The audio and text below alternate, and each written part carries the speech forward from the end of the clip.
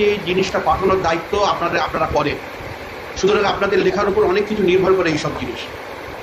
আমি যেটা বলতে যাচ্ছি, আমার পাশে যিনি সঞ্চালন করছেন সিদ্দিকুল্লাহ চৌধুরী সাহেব, পাড়ার সমস্ত লোকদের মতামত নিয়ে উনি আজ থেকে 31 বছর আগে এই বাঁকড়া মসজিদ কমিটির সভাপতি হিসাবে তখন থেকেই আসে। বিভিন্ন কাজে ব্যস্ততার মধ্যেও উনি সময় সময় আমাদের কাজে উনি সহযোগিতা করেন। আজ এমন একটা পরিস্থিতির মধ্যে আমরা পড়েছি, সেটা তো আপনারা শুনলেন, তবুও আমি একটু সংক্ষেপে ব্যাপারটা জানিয়ে দিচ্ছি। দেখাও, উল্টো করে দেখাও। 1890 সালে আমাদের মসজিদ স্থাপিত তার কাগজ এবং 1928 সালে যখন ব্রিটিশ পিরিয়ডে সার্ভে হয়, সেই সার্ভে তখন মসজিদ সাধারণ ব্যবহার্য হিসাবে এটা লিপিবদ্ধ হয়।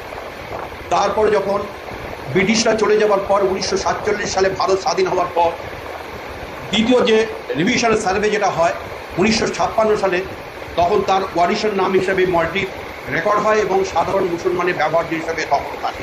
চলো, তারপর আমরা লাস্ট 1971 এলার যেটা সর্বশেষ আমাদের রাজ্যে ডিভিশন হয়, ল্যান্ড ডিভিশন যেটা হয়, সেটা 1971 সালে।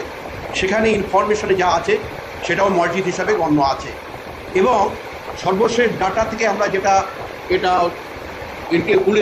তুলেছি জুন মাসের 3 তারিখ 2026 জুন মাসের 3 তারিখে সন্ধ্যা 7টায় তখনও পর্যন্ত মসজিদ হিসাবে এটা কিন্তু গত মাসে এয়ারপোর্ট অথরিটি বা যারা চেঁচামেচি করছেন, গভর্নমেন্ট অফ ওয়েস্ট বেঙ্গলের ল্যান্ড রেকর্ডে ইট ইজ মসজিদ বাঁকড়া, মসজিদ মসজিদ মসজিদ। চলো, এই মসজিদে আমরা নিয়মিত নামাজ পড়ে আসছি। গত 11 তারিখে যে জিনিসটা ওনারা যেভাবে করলেন আমাদেরকে না জানিয়ে, সমস্ত কাজকর্মগুলো আমাদের এয়ারপোর্ট অথরিটি জানাতেন, কিন্তু এটা যেভাবে ওরা লুকোচুরিভাবে করলেন সেটা আমাদের কাছে খুব হৃদয় সকলের ব্যথা পেয়েছে। এবং আগামীকাল শুক্রবার যেটা প্রত্যেকের নামাজে যায় মসজিদের জন্য, সেখানে তারা যেতে পারবে না, এর জন্য সবাই হাউতার করছে। এই পরিস্থিতিতে আমরা খুব আপনাদেরও সহযোগিতা চাচ্ছি। আপনারাও যেভাবে এটাকে যদি হাইলাইটস করেন, আমাদের মনের ব্যথাটাকে যদি আপনারা প্রকাশ করতে পারেন আপনাদের ভাষা দিয়ে তার জন্য আপনাদের কাছে আবেদন করছি। এবং এরপরে আমি আমার সংক্ষিপ্ত বক্তব্য। আব্দুল আজিম। আসসালামু আলাইকুম, নমস্কার। আমাদের সাংবাদিক বন্ধুদের মসজিদ কমিটির পক্ষ থেকে প্রীতি ও শুভেচ্ছা জানাই। আপনারা অনেকক্ষণ ধরে আমাদের জন্য অপেক্ষা করছেন, তার জন্য আমরা কৃতজ্ঞ। আপনারা মসজিদের পূর্ববর্তী ব্যাপারটা শুনেছেন। 1962 সালে যখন এয়ারপোর্ট সম্প্রসারণ হয়, প্রথমে ছোট ছিল অ্যারোড্রাম, পরে সম্প্রসারণ হয়, তখন বাঁকড়া নামক যে গ্রামটি বা পাড়াটি ওই মসজিদ সংলগ্ন এরিয়াতে ছিল। তখন এয়ারপোর্ট অথরিটি অ্যাকোয়ার করে এবং আমাদের পাড়ার লোক তাদের ভিটেমাটি ছেড়ে দেশের স্বার্থে তাদের ভিটেমাটি ত্যাগ করে তারা বিভিন্ন জায়গায় চলে যায় বা কিছু মানুষ বাঁকড়া পাড়াতে বসবাস করে। তদানীন্তন এয়ারপোর্ট অথরিটির যারা কর্তৃপক্ষ ছিলেন তারা বলেছিলেন আপনারা যান, কিন্তু মসজিদ থাক, মসজিদ নিয়ে কোনো সমস্যা হবে না অদূর ভবিষ্যতে। যে দেবো মসজিদ থাকবে, আপনারা নামাজ যেভাবে পড়ছেন আপনারা নামাজ এখানে পড়বেন। আমরা সেভাবেই নামাজ পড়ে আসছি, আমাদের পূর্বপুরুষরা ওখানে পড়েছে। ওটা একটা ঐতিহাসিক মসজিদ আমরা মনে করি, কারণ 1890 সাল আর আজকে 2026। ওখানে আমাদের বহু পূর্বপুরুষ ওখানে নামাজ পড়েছেন, আমরা আমাদের এটা আবেগ আমাদের সেইভাবে চলছে নামাজ। এবং বর্তমানে যেভাবে আমাদের ওখানে ঢোকার ব্যাপারটা শুধুমাত্র বাঁকড়ার মানুষ ছাড়া ওখানে কাউকে অ্যালাউ করা হয় না, আধার কার্ডে দেখা হয়। এবং ফ্লাইটে ওঠার জন্য যে ধরনের চেকিং হয় ঠিক একই ক্যাটাগরি চেকিং হয়। মেটাল ডিটেক্টরের মধ্যে দিয়ে গিয়ে হাতে মেটাল ডিটেক্টর নিয়ে পুরো বডি, পা, বেল্ট থাকলে মোবাইল কিছু অ্যালাউ করে না, এইভাবে চেক করে কিন্তু আমরা যাই। তারপরে আমরা এইভাবে চলছে, আপনারা বিস্তারিত শুনেছেন ঘটনা। গত 11 তারিখ উইদাউট নোটিশে আমাদের নামাজ পড়া বন্ধ হয়েছে। পরবর্তীকালে আমরা যখন যে যার কর্মস্থলে ছিলাম, পরে আমরা জানতে পারলাম যে নামাজ বন্ধ হয়েছে।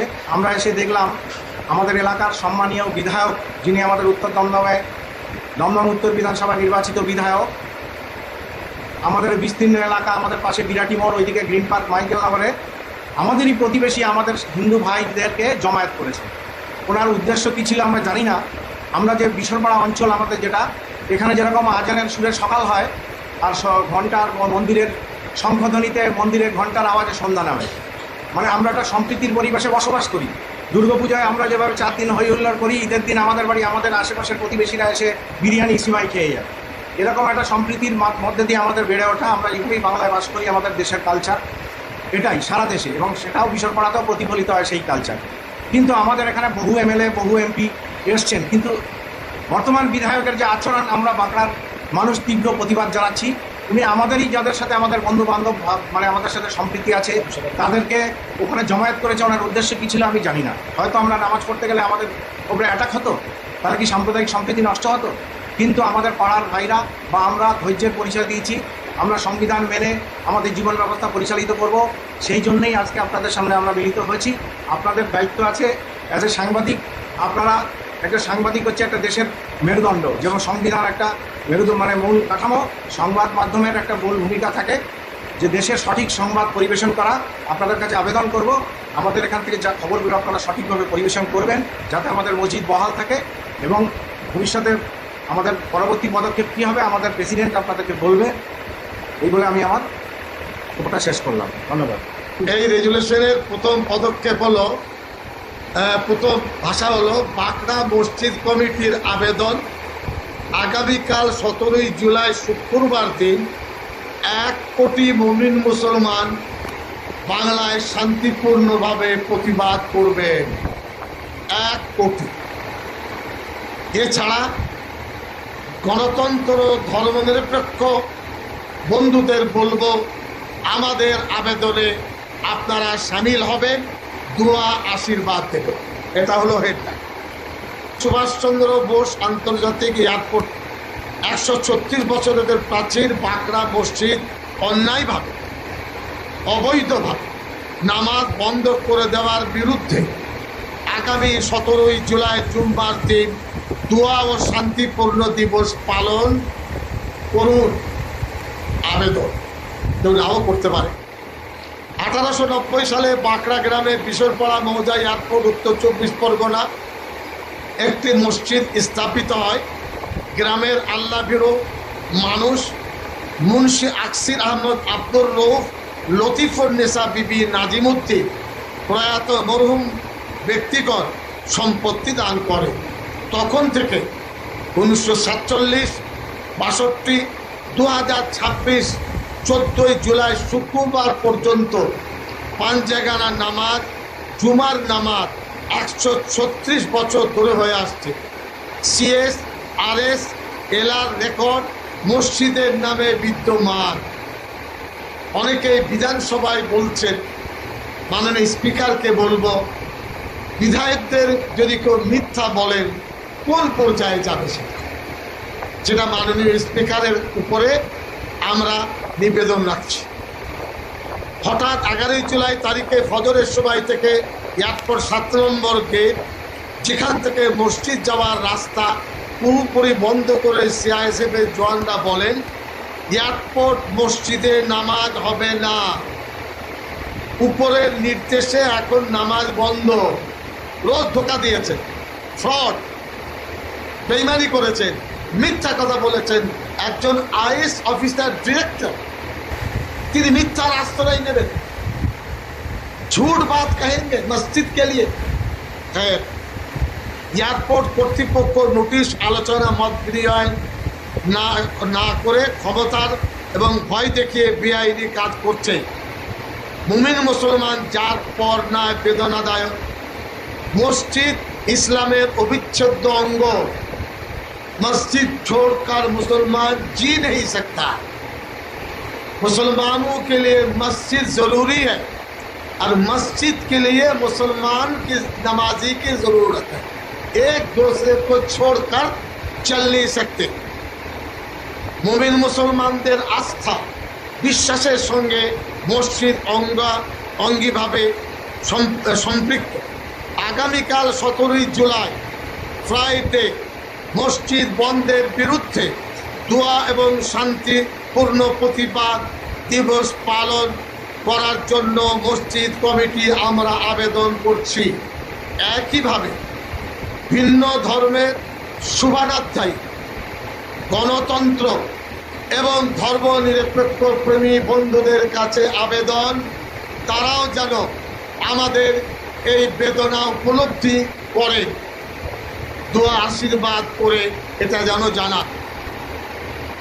নিজ নিজ দায়িত্ব এয়ারপোর্ট কর্তৃপক্ষ, পশ্চিমবঙ্গ সরকারকে, এয়ারপোর্ট কর্তৃপক্ষ এবং গভর্নমেন্ট অফ ইন্ডিয়া এদেরকে আমরা জানান দিতে চাইছি, মেসেজ দিতে চাইছি, প্লিজ আমাদের দাবি, हमारा डिमांड एयरपोर्ट मस्जिद नोटिस दिए बगैर एयरपोर्ट अथॉरिटी 7 नंबर गेट बंद करके हम लोगों पर जुल्म किया, अन्याय किया। अच्छा, एरपरे हम चाहते हैं मस्जिद के दरवाजा खोल दे। काल इंशाल्लाह जुमा नामाजेर जोन्नो आमरा 7 नम्बर गेटे जाबो। ধস্তাধস্তি নয়, আমাদের আবেদন কান্না আমরা বলবো। তারা যদি বলেন ঢুকো না, বেরিয়ে যাও, তাদের খুশি। আর বিধায়ক বন্ধুকে বলবো মিথ্যা আশ্রয় নিয়ে দাঙ্গা বাঁধাবেন না। ওখানে মাইকেল নগর, কালীবাড়ি, গ্রিন পার্ক এবং নবজীবন আমার এক ভাই, একসাথে থাকি। কালী মন্দিরে গরিবদের খাওয়ায়, আমরা খুশি, লাইন দিয়ে খায়, জানি যে তারা কাজ করছে। একটা অ্যাম্বুলেন্স আছে, প্রত্যেক দিন যায়। কোনোদিন কালীবাড়ির বন্ধুরা আমাদের থেকে তাকান না। All our friend. মাননীয় বিধায়ক আজকে চাঞ্চল্য তৈরি করলেন। আমি অনুরোধ জানাবো স্পিকারকে, অনুরোধ জানাবো রাজ্যের মুখ্যমন্ত্রীকে। গুন্ডা দমন আইন করেছেন, বিধায়ক অন্যায় করলে এই আইন থেকে প্রযোজ্য হবে না হবে না? রেকর্ড আছে, রেকর্ড, অল আর রেকর্ডেড। এরপরে আমরা সূত্র দিচ্ছি। সূত্র কি? উন্নয়নের পক্ষে, রানওয়ের পক্ষে, অ্যাডমিনিস্ট্রেশনের পক্ষে, কিন্তু টেবিল টকে আপনারা আলোচনা করুন। গুন্ডাগার্দির মাধ্যমে প্রেশার ক্রিয়েট করে বাংলায় সিচুয়েশন ব্রেক করে মসজিদ নেবেন না। দুটো পথ।